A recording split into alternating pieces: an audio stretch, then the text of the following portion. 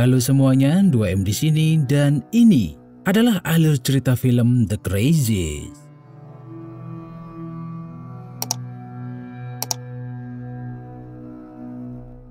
Film ini menceritakan kisah perjuangan seorang sheriff bernama David yang hidupnya kacau gara-gara ada wabah yang bikin warga di kota tempat tinggalnya jadi gila semua. David adalah seorang sheriff yang bertugas di kota kecil bernama Ogden Mars, kota sederhana yang aman dan tentram.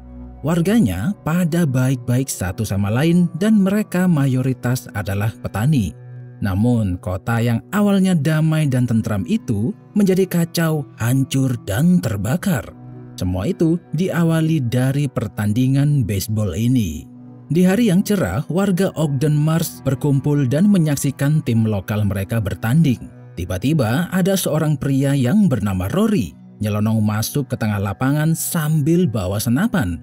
David yang juga berada di situ otomatis mendekati Rory dan menyuruhnya keluar karena mengganggu pertandingan. David kenal dekat dengan pria itu dan mengira kalau dia ini lagi mabuk berat dan menyuruhnya untuk nggak main-main dengan senapan yang dipegangnya.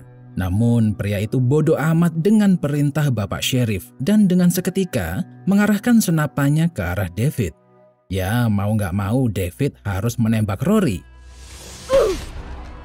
yang akhirnya menewaskannya di tengah lapangan. Pikiran David jadi kacau sejak kejadian itu. Dia jadi dilema, dia jadi stres gara-gara nembak mati orang di tengah lapangan tadi. Untungnya istri David selalu kasih support dan meyakinkan dia kalau apa yang dilakukannya sudah benar. Bisa dibayangin kalau misal nggak ada David di pertandingan itu, bisa jadi banyak orang yang tewas gara-gara pria gila tersebut. David meminta maaf kepada anak dan istri Rory, tapi malah kena tampar. Istrinya bilang kalau Rory udah nggak pernah mabok lagi selama 2 tahun. Disinilah David jadi penasaran dan meminta dokter melakukan otopsi kepada mayat Rory. Yang setelah dites ternyata tidak ada kadar alkohol sama sekali. David masih belum bisa move on dari kejadian kemarin. Dan sekarang dia harus tambah pusing setelah tahu kalau ada warga yang membakar anak dan istrinya hidup-hidup. Pelakunya adalah seorang pria bernama Bill yang juga adalah teman dekat David dan istrinya Judy. Yang bikin tambah ngeri, Bill sama sekali nggak merasa bersalah dan malah bersiul-siul ketika ditangkap. Dan ketika di dalam sel tahanan, dia cuma berdiri sambil memberi pandangan kosong kepada para polisi. Di lain tempat, ada sekelompok pemburu yang gak sengaja menemukan mayat seorang pilot di dalam rawa-rawa. Jadi David kemudian bertanya-tanya kalau pilotnya di sini, terus pesawatnya ada di mana. Akhirnya dia dan Russell menyusuri rawa-rawa itu dan berhasil menemukan bangkai pesawat yang gede banget. Posisinya udah tenggelam di dalam air. Masalahnya, rawa-rawa yang ada pesawatnya tadi, airnya juga dipakai untuk menyirami tanaman para petani dan juga dialirkan ke rumah warga. Setelah dicek, rumah yang paling dekat sama aliran airnya adalah Rory, pria yang ditembak mati di lapangan baseball beberapa hari lalu. Disinilah David punya feeling kalau kargo yang ada di pesawat itu mencemari air dan menyebabkan Rory jadi gila. Dia nyoba untuk meyakinkan Bapak Wali Kota untuk mematikan saluran air. Tapi masalahnya sebentar lagi para petani di kota itu akan panen. Masa iya tanamannya nggak disiram? Karena kurang bukti, Wali Kota menolak permintaan David. Tapi dia nekat mematikan aliran air itu secara diam-diam. Ketika balik kantor, David dan Russell terkejut melihat Bill udah berubah jadi zombie. Mereka pengennya minta bantuan, tapi saluran teleponnya tiba-tiba mati. Internet juga mati dan HP-nya pun nggak bisa dipakai. Pas keluar, kota tiba-tiba jadi sepi. Nggak ada orang dan mobil yang lewat di jalan. David segera menuju kamar mayat untuk menemui dokter. Tapi si dokter udah berubah jadi gila. Untungnya Russell datang tepat waktu dan menyelamatkan David yang hampir mati konyol.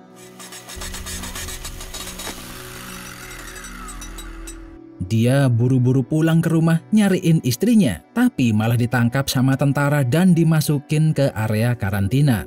Para tentara yang menjaga area itu terlihat pakai baju hazmat dan masker, dan mereka ngecek suhu badan para warga satu persatu. Begitu giliran Judy yang dicek, alatnya berbunyi.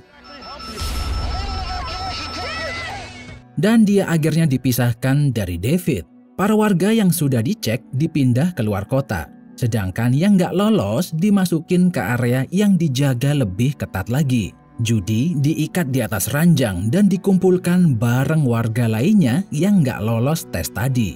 Masalahnya nggak lama kemudian terjadi kerusuhan di luar. Warga udah berubah jadi gila dan menghabisi para tentara yang menjaga area karantina. Salah satu dari mereka masuk ke kamar karantina Judy dan membunuh pasien-pasien yang diikat di atas ranjang. Untungnya David dan Russell datang tepat waktu, kemudian menyelamatkan Judy dan satu pasien lainnya yang bernama Becca.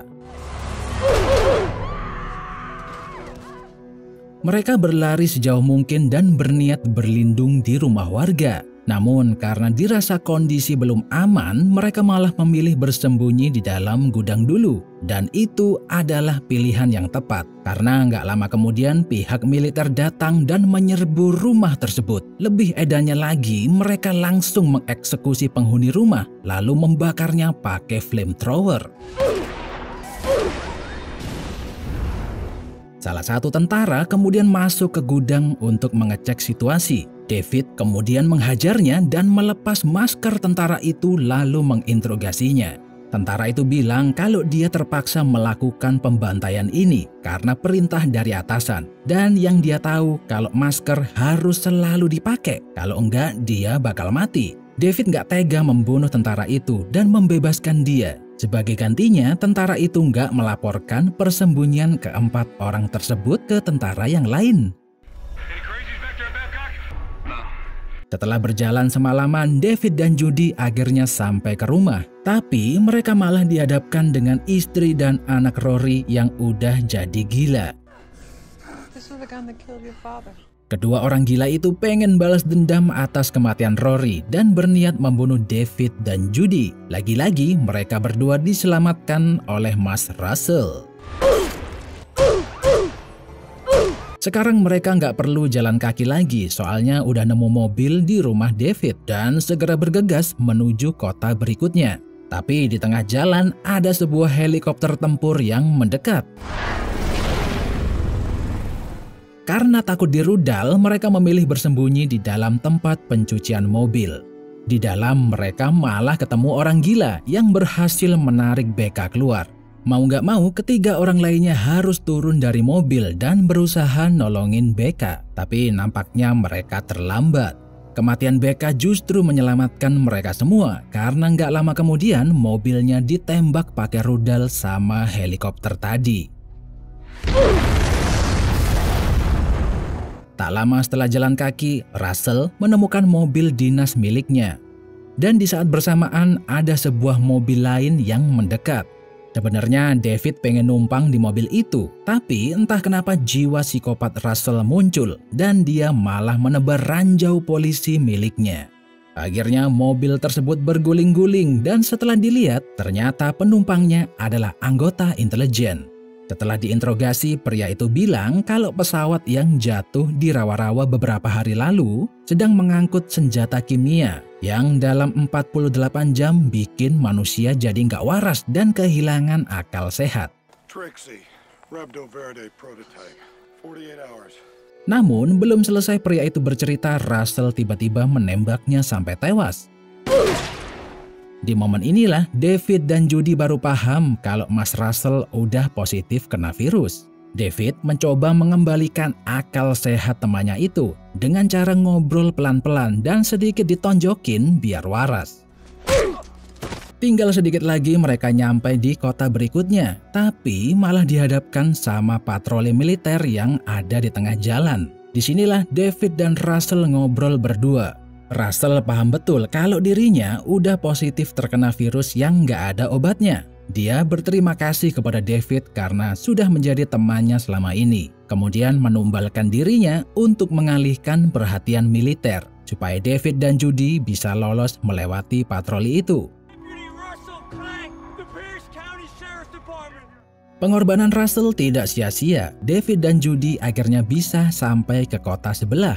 Namun, kota itu tidak seindah yang mereka bayangkan karena dipenuhi mayat-mayat yang bergeletakan. Mereka berdua nggak punya pilihan selain harus pergi ke kota yang lebih jauh lagi. Jadi, David berusaha nyari kendaraan dan untungnya ada sebuah bengkel yang nggak jauh dari dia.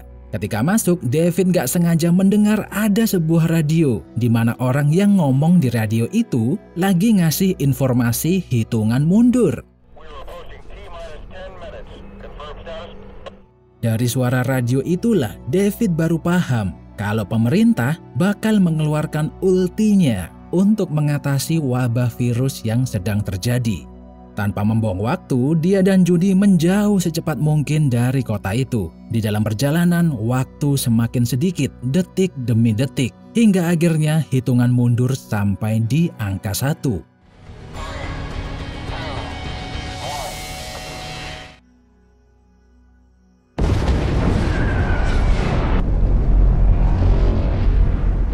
Pemerintah menjatuhkan bom nuklir di tengah kota Ogden Mars dan menewaskan siapapun di sekitarnya. David dan Judy masih bisa selamat. Itu semua berkat perjuangan keras David yang sangat mencintai istrinya dan juga pengorbanan sahabat setianya Russell. Dan yang paling penting, radio ajaib yang ditakdirkan bertemu dengan David di bengkel tadi. Sekian video 2M kali ini, jangan lupa subscribe dan like videonya biar nggak ketinggalan update terbaru dari channel ini. Sampai jumpa di video berikutnya.